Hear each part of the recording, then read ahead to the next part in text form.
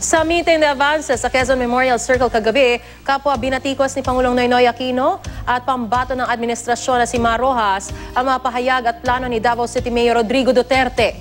Pinaalala ni Rojas sa mga taga-suporta ang mga nagawa ng kanilang daang matuwid. Ang mainit na balita hatid ni Dano Tingkungko.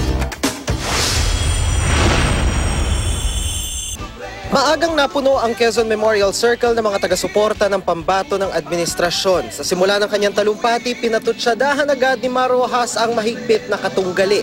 Kasama ninyo milyong-milyong mga kababayan natin na nangangamba sa nakikita nila.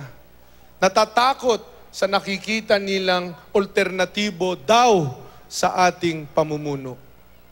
Pero nakikita natin kabastusan, kawalang takot sa Diyos, walang plano, panginginsulto, puro soundbite lang, komunismo, marahas na kamay. Wala na ang rule of law. Giit ni Rojas, tapat at malinis na pamamahala ang kailangan ng sambayanan. Nandito tayo, sinasariwa natin ang ating paninindigan na hindi iyon ang dapat para sa ating bansa, kundi ang tapat at malinis at matuwid na pamamahala. Yan ang daang matuwid.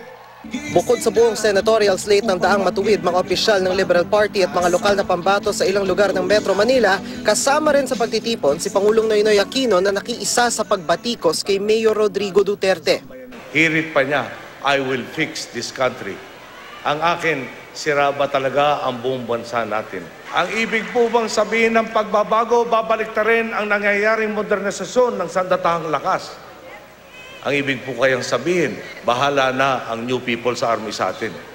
Nagsalita rin si Congresswoman Leni Robredo na binalikan ng naging paglalakbay niya mula nang pumanaw ang asawang si dating DILG Secretary Jessie Robredo.